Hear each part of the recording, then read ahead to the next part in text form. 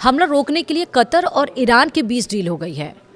उस कतर के बीच और ईरान के बीच डील हुई है जिस पर इजराइल ने सबसे पहले ईरान के गैस फील्ड पर अटैक किया था।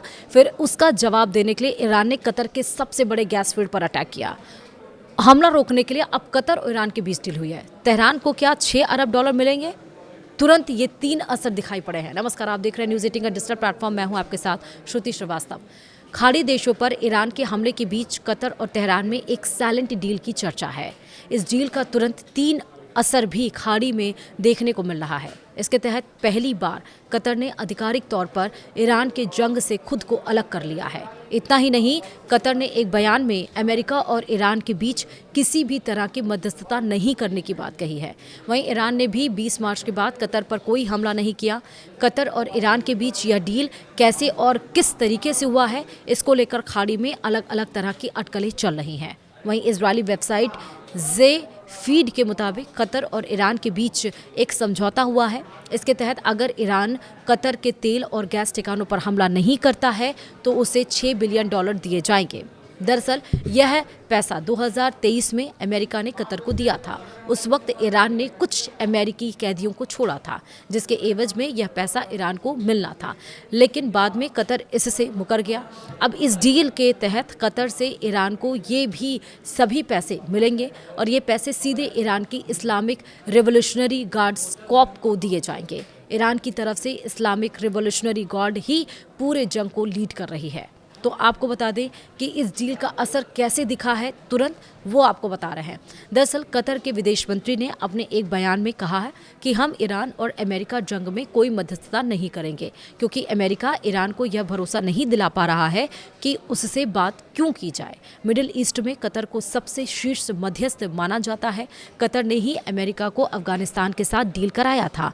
उस वक्त तालिबान और अमेरिका के बीच दोहा में समझौता हुआ था। वहीं कतर सरकार ने एक बयान जारी कर कहा है कि यह युद्ध कतर और ईरान का नहीं, कतर किसी भी सूरत में ईरान पर हमला नहीं करेगा, जंग में अमेरिका की कोई मदद नहीं करेगा, क्योंकि यह जंग इजराइल के लिए लड़ा जा रहा है। कतर ने जंग से खुद को अलग थलग कर लिया है। वहीं तीसरा पॉइंट है, 20 मार्च के बाद ईरान ने कतर पर कोई बड़ा हमला नहीं किया। कतर पर आखिरी बार ईरान ने रास लफान पर बड़ा हमला किया था और इसके बाद से उसके एनर्जी ठिकानों पर अटैक नहीं कर रहा है। हालांकि उस पर क्यों अटैक नहीं हो रहा है, इसको लेकर ईरान ने कुछ नहीं कहा है। वहीं ईरान के हमले से कतर को नुकसान ज़रूर हुआ है। ईरान के अटैक से कतर के 4 नागरिकों की अब तक मौत हुई है, 16 घायल हुए हैं। ईरान ने जंग में कतर के LNG ठिकाने ज़्यादातर हमले किए हैं ठिकानों पर। कतर एनर्जी के मुताबिक उसके प्रोडक्शन में इससे 17% की कमी आ सकती है। कतर भारत और चीन जैसे देशों को गैस सप्लाई करता है। अमेरिका भी कतर से गैस खरीदता है, लेकिन अब क्योंकि डील वो भी बैकडोर से हो रही है, जिसमें साफ तौर पर कतर ने कहा कि ये जो जंग है वो ईरान और इजराइल की है और जंग हम लड़ रहे हैं इजराइल की तरफ से, लेकिन रास लफान पे जो हमला किया गया था गैस फील्ड पर, एनर्जी फील्ड पर ईरान की तरफ से, वो इसलिए हुआ था कतर के, क्योंकि इजराइल ने ईरान की गैस फील्ड पर हमला किया था। इसीलिए कतर की रीढ़ की हड्डी माने जाने वाले रास फलान पर भी हमला किया गया और उसके बाद से आपने देखा गैस और एनर्जी को लेकर पूरे विश्व में संकट कहीं ना कहीं खड़ा हो गया था, क्योंकि कतर ही गैस सप्लाई करता है, एनर्जी सप्लाई करता है भारत को, चीन को।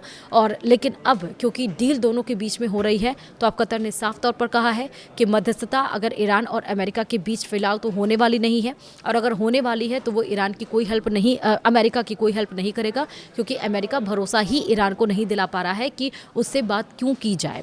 दूसरा ये कि जैसा मैंने आपको बताया कि ईरान कह चुका है, कतर कह चुका है कि ये जो लड़ाई है वो इजराइल की तरफ से लड़ी जा रही है, तो अमेरिका इसमें हाथ क्यों धो रहा है। फिलहाल ये मैंने आपको बताया कि दोनों के बीच में किस तरह से ये डील हुई है और उसका इम्पैक्ट क्या हो रहा है। वीडियो में इतना ही। नमस्कार।